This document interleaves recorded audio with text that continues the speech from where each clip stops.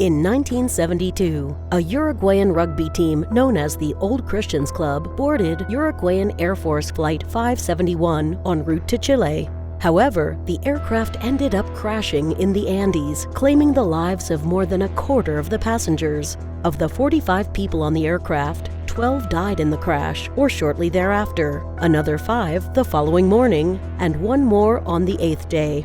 This left 27 survivors, many of whom had broken legs. The survivors had few supplies and were helplessly camouflaged by the snow. After 11 days, they discovered that the search party had been called off. Left alone, the feeling of helplessness must have been heart-wrenching. One night, an avalanche killed 8 more. Luckily, 2 survivors made a 10-day trek across the mountain range and eventually got in contact with authorities. Finally, after a gut-wrenching 72 days on their own, the final 16 survivors were finally rescued on December 23, 1972. 26 days after the survivors were rescued, a group of men led by a priest went to the location of the crash to bury the deceased. They made the grisly discovery that the survivors stayed alive by eating the flesh of those who perished in the crash.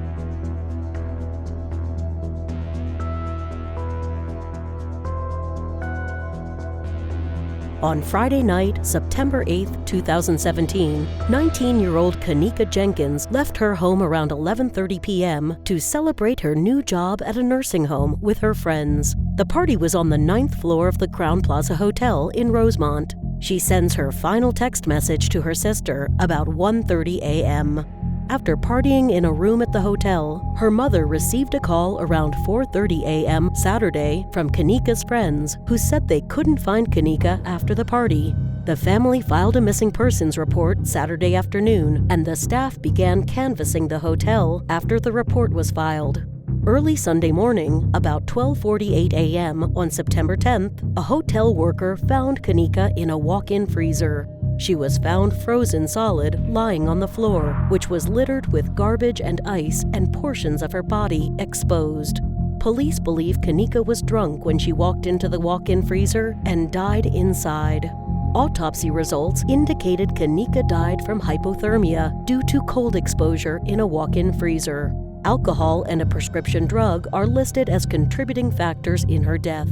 There was an abrasion to her right ankle and a purple contusion on her right leg, but no other sign of external or internal trauma. Her brain was swollen, but that is not indicative of a special cause of death.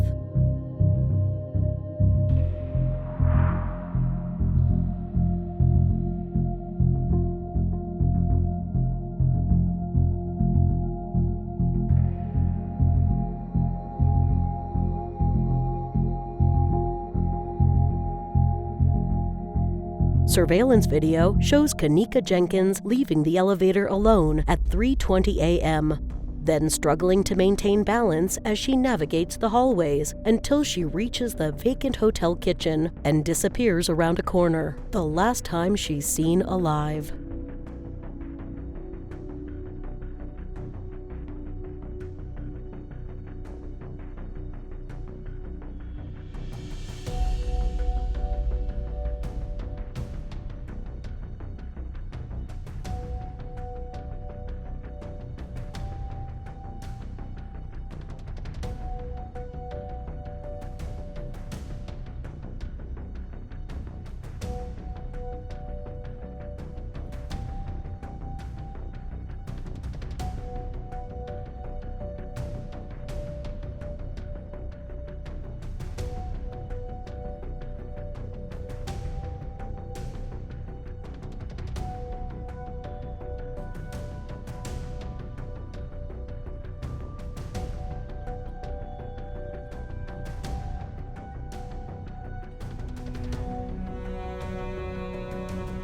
Though it doesn't capture her entering the walk-in freezer, video taken by what appears to be a motion-activated camera shows that no one else came into that area until her body was found. Kanika's mother believes she would have had trouble opening the heavy door if she was drunk, and would have realized she wasn't getting into an elevator or a hotel entrance. She also said many coolers have safety features that make it possible for someone to open them from the inside.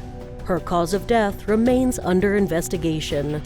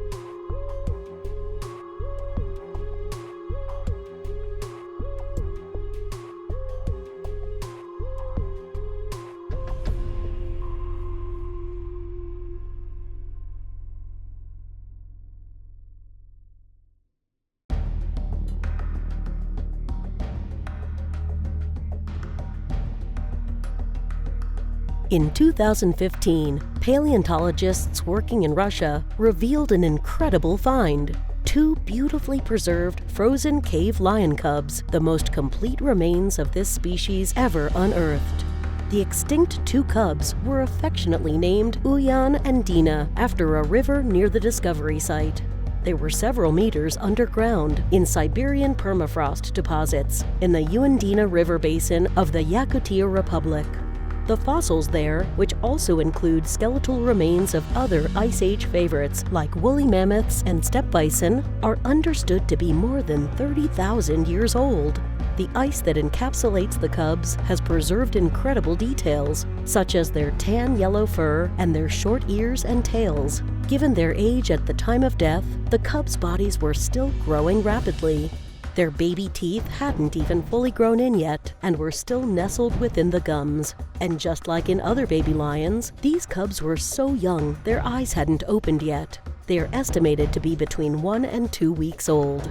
It appears the poor babies became fossilized after the collapse of their den. Like living lions, Mom may have tucked them away for safety, but some mishap led to a cave-in.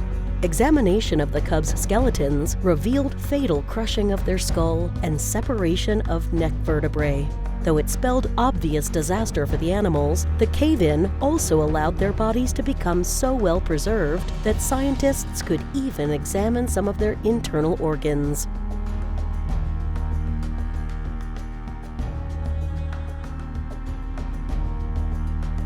Back in 2013, while restoring one of the exploration huts in Antarctica, conservators of the New Zealand Antarctic Heritage Trust discovered a box that turned out to be a remarkable treasure.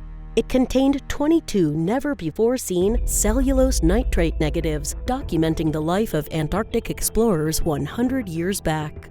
Preserved in a block of ice, these negatives surprisingly lived up to our days to shine a light on the Antarctic heroic era and the landscape itself.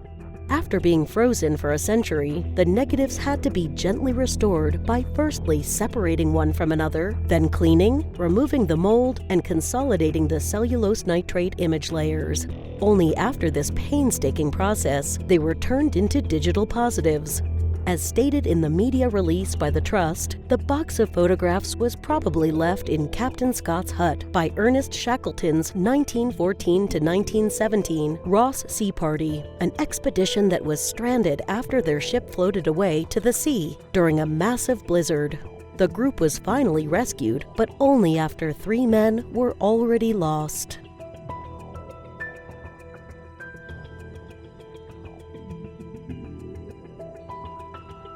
Detroit's Roosevelt warehouse was burned, abandoned, and the site of a body frozen in ice. Also known as the Detroit Public Schools Book Depository, the Roosevelt warehouse was first used as a post office, with the vehicle repair facility still across the street. The man, 56-year-old Johnny Redding, was found frozen in ice at the bottom of an elevator shaft in January 2009, with just his legs sticking out. He was discovered by some young adults playing ice hockey in the basement of the building. Wayne County Medical Examiner said he died from a drug overdose. He had died roughly a month before. Either he was pushed or he fell down the open elevator shaft into 5 feet of water, later turned frozen by the weather.